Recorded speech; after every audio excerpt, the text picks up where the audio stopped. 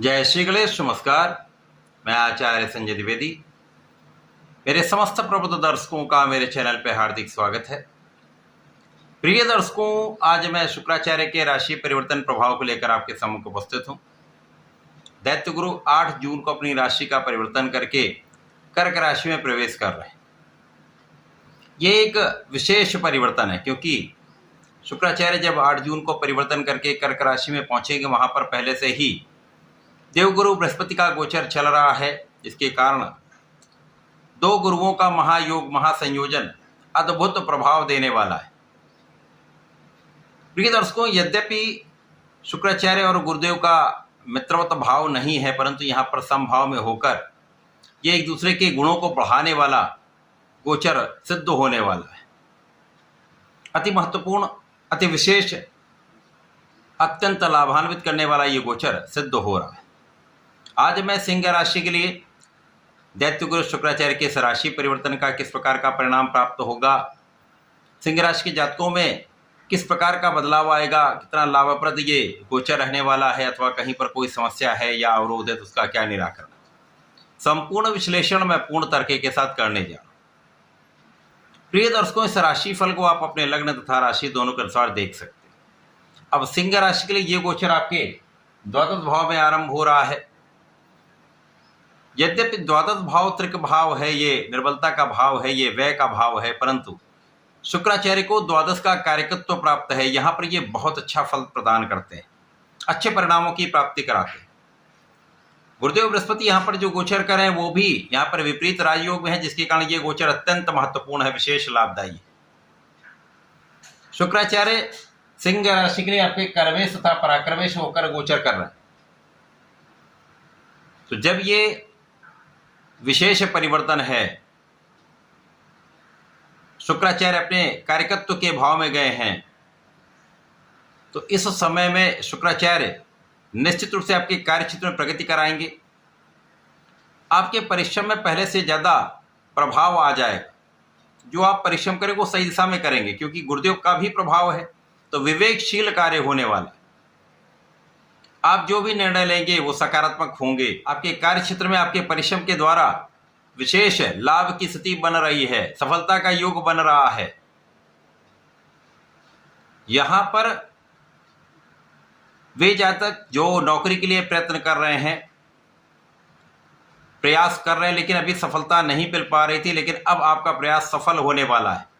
आपको अच्छे संस्थान में नौकरी की प्राप्ति हो सकती है, अथवा आप नौकरी कर रहे हैं और वहां पर परिवर्तन करके नए अवसरों की प्राप्ति करना चाहते हैं, तो निश्चित रूप से ये कार्य आपका सिद्ध हो सकता है। विशेष रूप से वे जातक जो विदेश जाकर या विदेश से संबंधित होकर किसी कार्य में जाना चाह रहे हैं, प्रयत्न कर रहे हैं, उनका काम बनने वाला है। अच्छे अवसर की प्राप्ति यहाँ पर होने वाली। इसी प्रकार से वे जातक जो किसी प्रकार की कानूनी समस्या में हैं, अथवा कहीं पर इनमें विवाद में फंस चुके थे, उनका यहाँ पर निराकरण होने वाला है। इस समय में आपकी कानूनी समस्याओं का हल होगा तथा आप उसमें विजयी रहने वाले। इस समय शत्रुओं का पराभव निश्चित है, शत्रु पक्ष निर्बल होगा तथा आपकी क्षमता बढ़ेगी। इस समय में आपके कार्य क्षेत्र से, आपके व्यापार से, आपके प्रोफेशन से अच्छे लाभ की स्थिति बन रही है। जो कला क्षेत्र के जातक हैं, उनको देश विदेश में परफॉर्म करने का, अपने कला का प्रदर्शन करने का अवसर प्राप्त होने वाला है, और इनसे अच्छा धन लाभ आप प्राप्त करने वाले हैं। इसी प्रकार से व्यापारिक यहाँ पर यात्राएं हो सकती हैं। यात्राओं से आपको विशेष लाभ प्राप्त होने का योग बनना, अच्छे कॉन्ट्रैक्ट्स मिल सकते हैं। ये समय ऐसा है जब आपका परिश्रम भी अच्छा होगा, आपका बुद्धि बल भी अच्छा होगा, आपका ज्ञान भी बढ़ेगा, तथा इस समय में ऐसी स्थिति बन रही कि आपको कुछ अचानक धन लाभ प्राप्त हो सकता है। कभी कभी ऐसी स्थिति आती जब आपको लगता है मेरा कोई काम बन नहीं पाएगा, या किसी प्रकार से नकारात्मक स्थिति बन रही है, तो इन नकारात्मक स्थितियों को आप दूर करते हुए कुछ विशेष लाभ की प्राप्ति या सफलता की प्राप्ति करने वाले। यद्यपि सिंह राशि के लिए यहाँ पर ढैया का समय चल रहा है, कुछ उतार चढ़ाव अवश्य है, परंतु इस समय में ये गोचर आपके लिए विशेष लाभदायी है, जिसके कारण आपके धन में भी वृद्धि होगी, आपके ऐश्वर्य वैभव में वृद्धि होगी, धन संपदा में तथा सुखों में वृद्धि का योग बन रहा। इसी प्रकार से आपके जीवन साथी के साथ सामंजस्य तथा आपसी प्रेम में वृद्धि का पूर्ण योग बन रहा है। यहाँ पर उन जातकों के लिए समस्या हो सकती है जो किसी प्रकार के व्यसन में है, किसी प्रकार के एडिक्शन में है अथवा भोग विलास में है। तो भोग विलास का त्याग तथा एडिक्शन का त्याग करना अत्यंत आवश्यक होगा।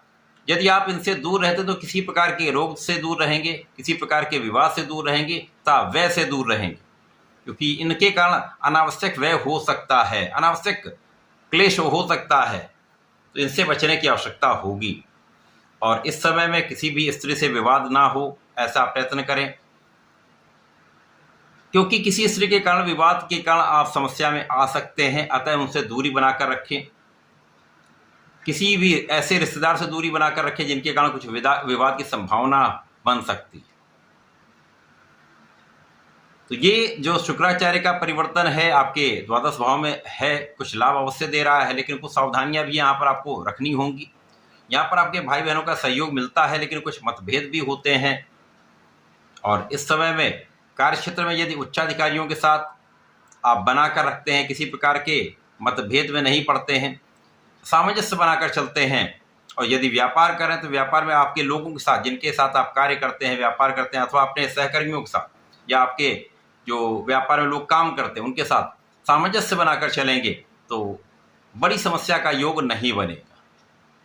यद्यपि इस समय कुछ व्यय अधिक हो सकते हैं, आपकी यात्राओं में कुछ व्यय हो सकता है, कानूनी समस्याओं में कुछ व्यय हो सकता है, छोटे मोटे रोगों को समाप्त करने में, रोगों को के उपचार में आपका कुछ व्यय हो सकता है, अथवा कुछ अनुष्ठानों में, धार्मिक अनुष्ठानों में, धार्मिक कार्यों में अथवा धार्मिक यात्राओं में आपका कुछ योग, धन का योग बन रहा है। तो ये तो अच्छा है, कहीं पर कोई बड़ी समस्या वाला कष्ट नहीं है। इस समय में शुक्राचार्य का परिवर्तन 12वें भाव में अवश्य है, परंतु दोनों गुरुओं का सहयोग मिल रहा है। तो यदि इस समय विचारशील होकर विवेकपूर्ण निर्णय लेंगे, समझदारी से कार्य करेंगे तो समस्याएं कम से कम होंगी। और इस समय को उपयोगी बनाने के लिए आपको नियमित रूप से भगवान सूर्यदेव को जल देना चाहिए, ओम नमो आदित्याय नमः का जप करना चाहिए, भगवान भोलेनाथ पर जलार्चन करें, पंचामृत से अभिषेक करें, विशेष लाभ आपको प्राप्त होंगे। इस समय का आप सदुपयोग कर पाएंगे। तो ऐसा करके इसका लाभ लें। धन्यवाद, नमस्कार।